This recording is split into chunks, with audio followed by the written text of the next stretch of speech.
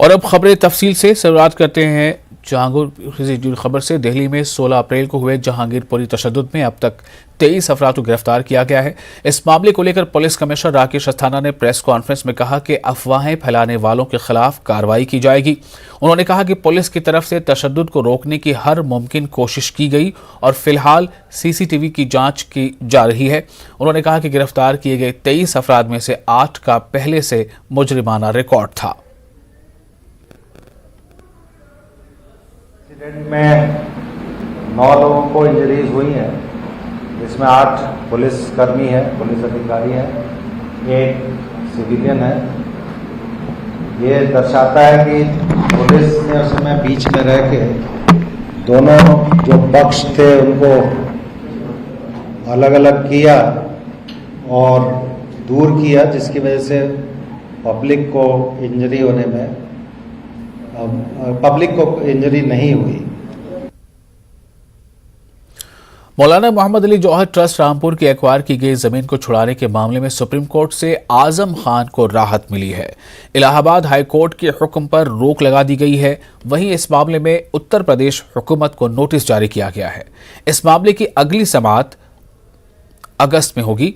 वाज़ेह रहे कि आजम खान ने हाई कोर्ट के हुक्म को सुप्रीम कोर्ट में चैलेंज किया था, क्योंकि हाई कोर्ट ने उत्तर प्रदेश हुकूमत के फैसले को बरकरार रखा था।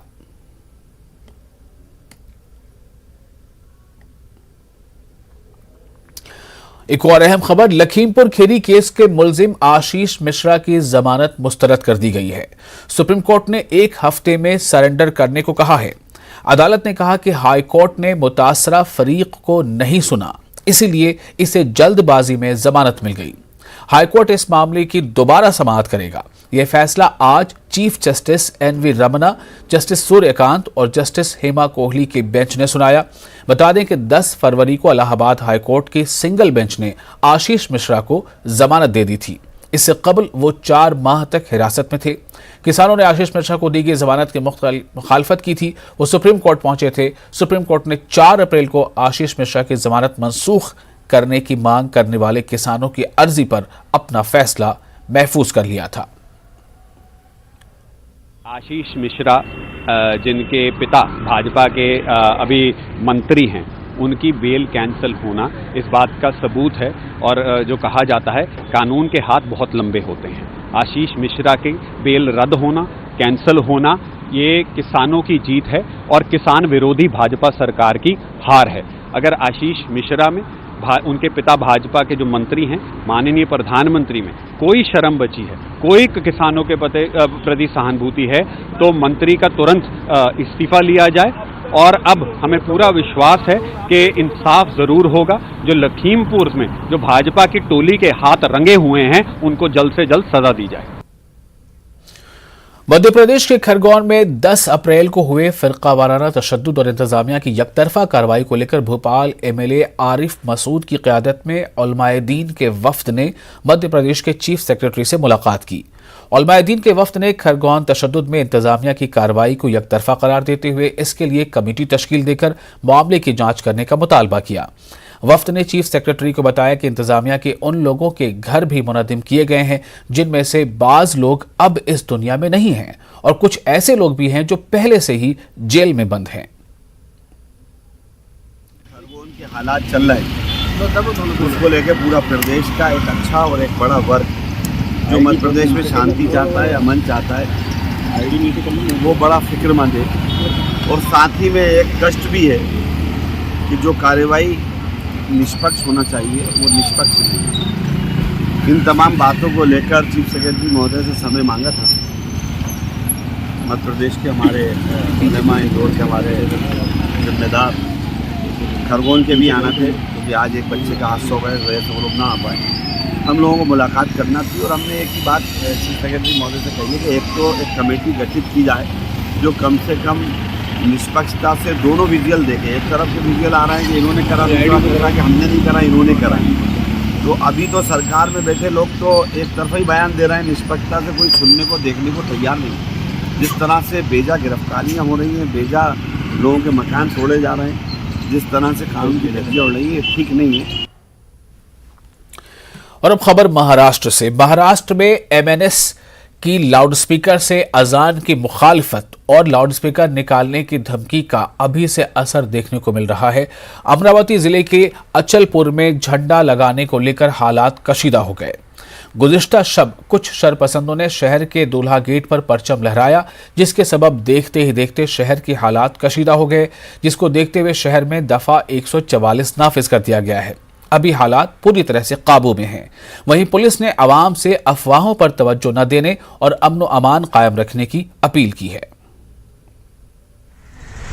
ऐसा नहीं है, कोई अगर बाला साहब की कॉपी करना चाहता है तो तुम क्या कर सकते हो। उद्धव ठाकरे साहब ने तो मराठवाड़ा में इतनी सभाएं ली है क्योंकि हमको जनता का समर्थन है, हमको दिखावा नहीं करना पड़ता है, हम करते हैं। अगर कोई किसी के स्पॉन्सरशिप से राजनीति करता है तो उनको करने दीजिए। शिवसेना अपनी ताकत पर, अपने बलबूते पर देश की और महाराष्ट्र की राजनीति हमेशा करते आई है और करती रहेगी। महाराष्ट्र के वज़ारत दाखिला ने मजहबी मकामात पर लाउडस्पीकर लगाए जाने को लेकर एक नोटिफिकेशन जारी किया है, जिसके तहत 3 मई तक तमाम मजहबी मकामात पर लाउडस्पीकर लगाने की इजाज़त लेना लाजिम किया गया है। तमाम मजहबी मकामात में मंदिर, गुरुद्वारे, मस्जिद, चर्च वगैरह सभी शामिल हैं। लाउडस्पीकर लगाने के लिए हर किसी को पुलिस कमिश्नर के दफ्तर से तहरीरी इजाज़त लेनी होगी और तहरीरी इजाज़त मिलने के बाद ही मजहबी मकाम पर लाउडस्पीकर लगाए जा सकेंगे। नासिक पुलिस ने इस ज़िम्न में नोटिफिकेशन जारी भी कर दिया है, जिसमें अजान के 15 मिनट पहले और अजान के 15 मिनट बाद तक किसी भी मजहब की पूजा अर्चना लाउडस्पीकर में नहीं की जा सकेगी। रियासत का वज़ारत दाखिला इस मामले को संजीदगी से ले रहा है। आज महाराष्ट्र के वज़ीर दाखिला दिलीप वालसे पाटिल रियासत के DIG से मुलाकात करेंगे और मौजूदा सूरत हाल से मुस्तक़बिल का लाहे अमल तैयार करेंगे। महाराष्ट्र पुलिस अधिनियम 1951 के सेक्शन 40 अंतर्गत पुलिस आयुक्त को यह अधिकार है कि जब भी समाज में कोई धार्मिक या सामाजिक जो उथल पुथल है उसको कंट्रोल करने के लिए जो लीगल राइट्स और कस्टमरी राइट्स हैं उनका ध्यान रखते हुए पुलिस आयुक्त वहां पर शांति प्रस्थापित करने के लिए संबंधित पक्षकारों, नागरिकों और इतर यंत्रणा को कोई भी आदेश जारी कर सकती है। इसके तहत महाराष्ट्र नवनिर्माण सेना ने जो यहाँ पर अर्ज किया था वो, साथ ही में जो मरकज़ जो समाज है उन नासिक की, उन लोगों ने जो मुस्लिम लोगों के तरफ से जो अर्ज किया था वो 18 जुलाई 2005 का माननीय सर्वोच्च न्यायालय का निर्णय महाराष्ट्र शासन के तरफ से अलग अलग समय पर जो ध्वनि प्रदूषण के क्षेत्र में जो शासन निर्णय जारी किए गए हैं वो, और नासिक शहर पुलिस आयुक्तालय की विशेष शाखा ने जो गोपनीय अहवाल सबमिट किया है, इन पांचों चीज़ों को ध्यान में रखते हुए पुलिस आयुक्त ने ऐसा आदेश पारित किया है कि जो मुस्लिम समाज का जो कस्टमरी राइट है अजान पढ़ने का, उसको रिकॉग्नाइज़ किया गया है। और इसके अंतर्गत जो सुबह के 5 बजे का अजान है, दोपहर के 1:15 बजे का, शाम के 5:15 और 6:30 बजे का और रात के 8:30 बजे का, ऐसे 5 अजान के समय में 15 मिनट पहले और 15 मिनट बाद और मस्जिद के 100 मीटर के अंतर्गत कोई भी जो है भजन कीर्तन या दूसरे वाद्य बजाने का या फिर हनुमान चालीसा वगैरह का पाठ करने का अधिकार नहीं है। किसी को यदि हनुमान चालीसा का पठन पाठन करना है तो वो इस समय में जो है वो रितसर जो परमिशन है पुलिस आयुक्त की वो ले ले और उसमें ये कंडीशंस को छोड़ करके परवानगी दी जाएगी और उसके बाद से वो वहाँ पर हनुमान चालीसा या कोई भी दूसरे भजन का पठन पाठन कर सकते हैं। लाउड स्पीकर में अज़ा को लेकर MNS के सरबराह राज ठाकरे के बयान को लेकर मुस्लिम तंजीमों में नाराजगी देखी जा रही है। मौलाना एजाज कश्मीरी के मुताबिक राज ठाकरे का जहनी तौर पर बौखलाहट का शिकार हो रहे हैं और उन्हें इलाज की जरूरत है। कल राज ठाकरे साहब ने जो बयान दिया है कि 3 मई तक भोंगे नहीं उतरेंगे तो मैं देख लूँगा, मैं जो करना चाहूँगा कर दूँगा, सारी मस्जिदों के आगे जो है हनुमान चालीसा पढ़ा जाएगा। मैं समझता हूँ राज ठाकरे साहब को इस वक्त दिमागी इलाज की ज़रूरत है। उनका दिमाग काम नहीं कर रहा है और असल में उनको कोई सहारा नहीं मिल रहा है। कभी वो शरद पवार साहब की गोद में जाके बैठते हैं, कभी किसी की गोद में जाके बैठते हैं। उनकी कोई हकीकत नहीं है, उनकी कोई औकात नहीं है इस वक्त। उनको इतनी शर्म आनी चाहिए कि वो रमज़ान जैसे पवित्र महीने में और राम नवमी जो हिंदुओं का हिंदू भाइयों का अपने उनके वहाँ अच्छा पवित्र उनका त्यौहार माना जाता है, उसको आपस में मिलाकर एक नया शहर का अमन अमान और महाराष्ट्र का अमन अमान खराब करने के चक्कर में है। उनको थोड़ी तो गैरत आनी चाहिए इस पे। और राज ठाकरे साहब, आपको अगर आवाज़ से इतनी प्रॉब्लम है तो आप बोल किस पे रहे हो? पहले अपना भोंगा बंद करो, जिस पे आप चिल्ला रहे हो, गला फाड़ फाड़ के भोंग रहे हो। अपना मुंह बंद करो पहले आप, जो महाराष्ट्र का और बम्बई शहर का अमन और अमान सुकून गायब करने पे आप तुले पड़े हो। मध्य प्रदेश में मसाजिद में लाउडस्पीकर से होने वाली अजान का तनाज़ा रुकने का नाम नहीं ले रहा है। कभी मसाजिद में लाउडस्पीकर से होने वाली अजान से सौती आलूदगी को खतरा बताया जाता है, तो कभी मसाजिद से होने वाली 5 वक्त की अजान को गैर ज़रूरी करार देकर इसे बंद किए जाने का मुतालबा किया जाता है। साबिक प्रोटेम स्पीकर रामेश्वर शर्मा ने मसाजिद से 5 वक्त लाउडस्पीकर से होने वाली अजान को गैर ज़रूरी करार देते हुए इसे कम करने और सौती आलूदगी को ख़त्म करने के तई मुस्लिम समाज से ताउन का मुतालबा किया है। तो 5 टाइम जो नमाज कर रहे हैं और उसके 5 बार जो माइक चलते हैं, ये भी ध्वनि प्रदूषण की नियंत्रण आता है। और जब यही भावना अगर सभी धर्मों में आ गई, कोई सोमवार को चलाएगा, कोई मंगलवार को चलाएगा, कोई बुधवार को चलाएगा, कोई गुरुवार को चलाएगा, कोई शुक्रवार को चलाएगा, कोई शनिवार को चलाएगा, कोई रविवार को चलाएगा, सब धर्म ही माइक चला देंगे तो ध्वनि जो है प्रदूषण बढ़ जाएगा। इसलिए सर्वोच्च न्यायालय ने ये भावना व्यक्त की है। तो कोई अजान में जो है माइक से बोलने पर ही खुदा मिलता है, ऐसा तो नहीं है। कबीरदास ने तो लिखा है, काकड़ पत्थर जोड़कर मस्जिद दही बनाए, ताऊ पर मुल्ला बाज दे क्या बहरा हुआ खुदा है। अरे कबीरदास जी ने कह दिया खुदा बहरा नहीं है, दिल से पुकारो मिल जाएगा। और जब आप नमाज का वक्त होता है तो सड़क के पास खड़े होकर आप नमाज पढ़ लेते हो, तब भी खुदा मिलता है कि नहीं? तो माइक मत चलाओ, उतना ही चलाओ जितना जरूरी है। 5 टाइम मत चलाओ, लोगों की मांग है। और मैं समझता हूँ समझदार मुसलमान इस भावना से सहमत होगा, समझेगा और न्यायालय के प्रति अपना आधार अपनी जो है संभावनाएं व्यक्त करेगा। मुल्क भर में जानबूझकर माहौल खराब करने की कोशिशें जारी हैं। चार जानिब अफरा तफरी का आलम है। चंद शरपसंद अनासर की वजह से पूरे मुल्क में नफरत और अदावत का माहौल है। लेकिन मुल्क का बड़ा तबका इसके खिलाफ अब सड़कों पर उतर चुका है। हर मजहब और तमाम मकतब फ़िक्र के अफराद इसके खिलाफ आवाज़ बुलंद कर रहे हैं। आज महाराष्ट्र में सियासी जमातों के अफराद सभी मज़ाहिब के पेशवा एक बैनर तले नजर आए और मुल्क में अमन अमान को ख़राब करने वालों के खिलाफ आवाज़ बुलंद की। ऑल इंडिया सुन्नी जमीयत उलमा ने मुंबई पुलिस को मेमोरेंडम दिया और कमिश्नर से मुलाकात कर माहौल पर कदगन लगाने की अपील की। साथ ही लाउड स्पीकर और अजान पर पाबंदी लगाने के मुतालबा करने वालों के खिलाफ कार्रवाई की मांग की।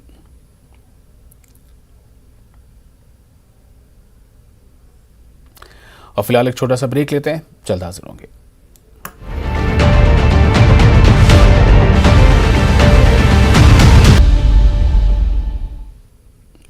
ब्रेक के बाद एक बार फिर आपका इस्तकबाल है। आप देख रहे हैं न्यूज़ 18 उर्दू पर खबरनामा। बेंगलुरु में वेलफेयर पार्टी ऑफ इंडिया ने अपना 12वां यौम तासीस मनाया। वेलफेयर पार्टी के रियासती सदर एडवोकेट ताहिर हुसैन ने पार्टी का झंडा लहराते हुए तकरीब का आगाज किया। ताहिर हुसैन ने कहा कि पिछले चंद सालों में कर्नाटक में पार्टी को नुमाया कामयाबी मिली है।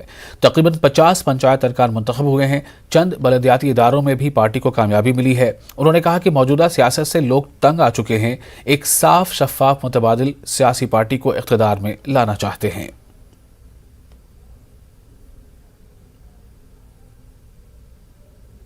पूरे मुल्क में वेलफेयर पार्टी काम कर रही है। 11 रियासतों में हम काम कर रहे हैं। कर्नाटक के अंदर बिलखुसूस हम 22 डिस्ट्रिक्टों के अंदर अपने आप को हमने मुतहरिक किया हुआ है।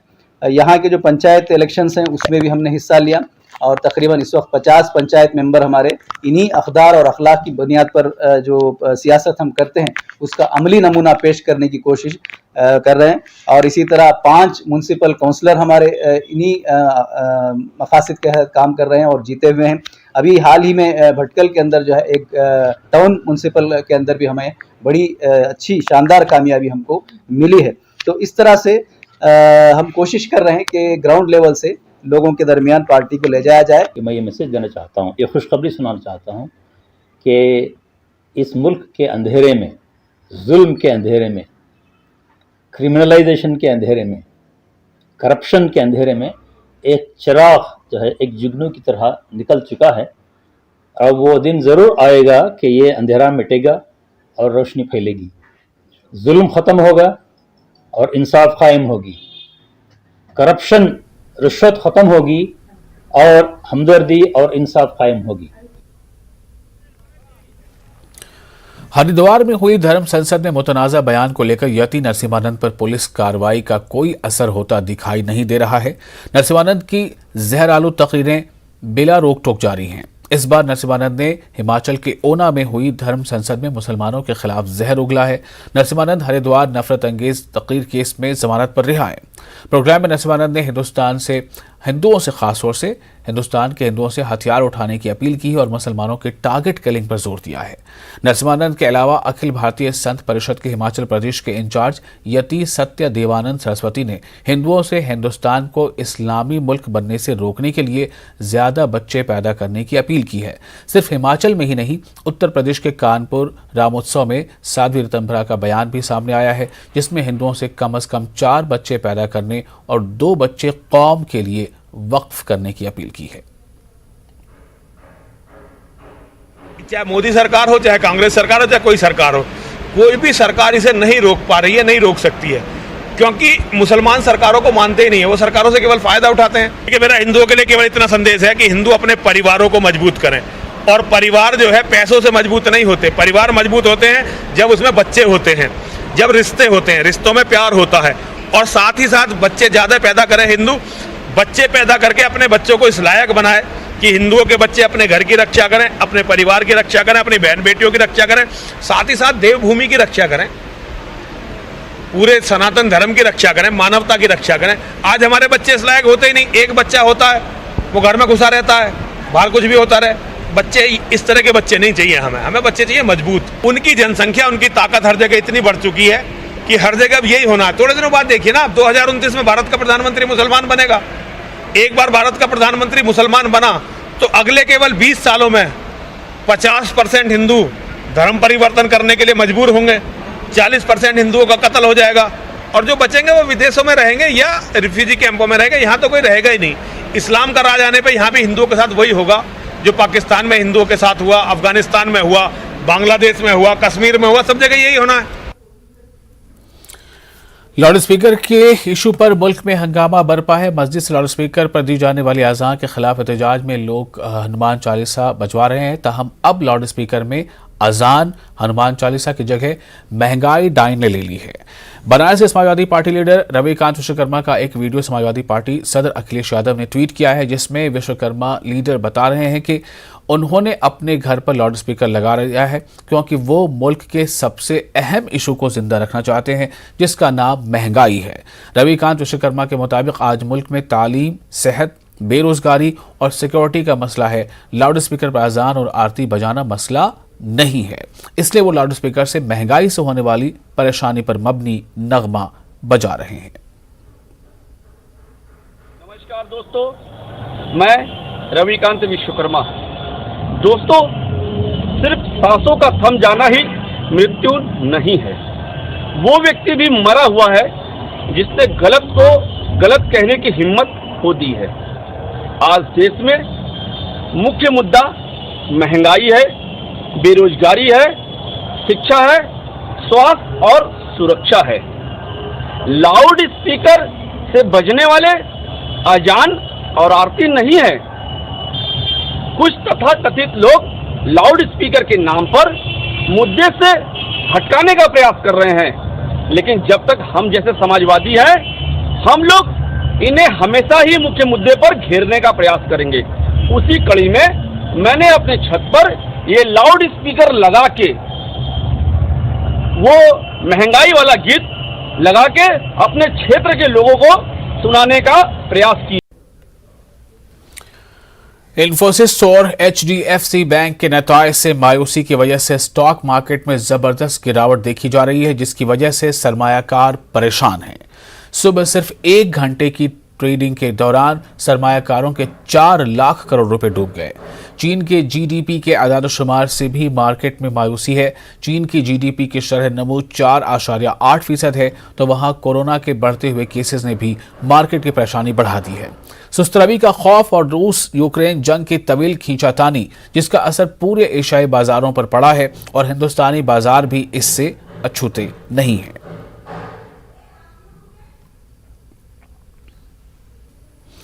मुल्क में कोरोना के नए मामलों में तेजी देखी जा रही है। वजारत सेहत के जरिए जारी करदा आदाद-ओ-शुमार के मुताबिक पिछले 24 घंटों में 2183 नए मामलों की तस्दीक हुई है। इसी अरसे में तकरीबन 2000 मरीज शिफायाब हुए हैं। आदाद-ओ-शुमार के मुताबिक पिछले 24 घंटों में 214 अफराद की मौत हुई है। मुल्क में कोरोना के एक्टिव मामले 11,542 हैं। मुल्क में कोरोना टीकाकारी मुहिम के तहत 186.54 करोड़ टीके लगाए जा चुके हैं।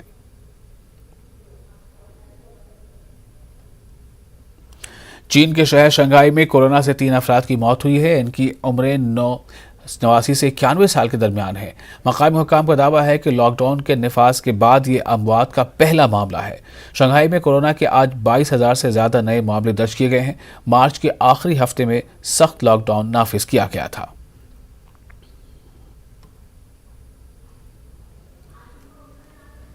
रूस ने यूक्रेन के कई शहरों पर आज बमबारी की। खार्किव, माइकोलिव, तिनप्रो में रूस ने ताज़ा बमबारी की है। खार्किव में रूसी हमले में 5 अफराद हलाक हुए हैं, जबकि 13 जख्मी हुए हैं। मारियोपोल में रूस की जानिब से ताबड़तोड़ हमले जारी हैं। यूक्रेन के वज़ीर ख़ारजा दिमित्रो कुलीबा का कहना है कि रूसी फौजें मारियोपोल शहर को मिसमार करने के दर पे हैं। ख्याल रहे कि रूसी अल्टीमेटम को यूक्रेन ने सिरे से खारिज कर दिया है और आखिरी दम तक लड़ने के अज़्म का इजहार किया है। रूस ने मारियोपोल के बेशतर हिस्सों पर कंट्रोल का दावा किया था और यूक्रेनी फौज को हथियार डालने का अल्टीमेटम दिया था।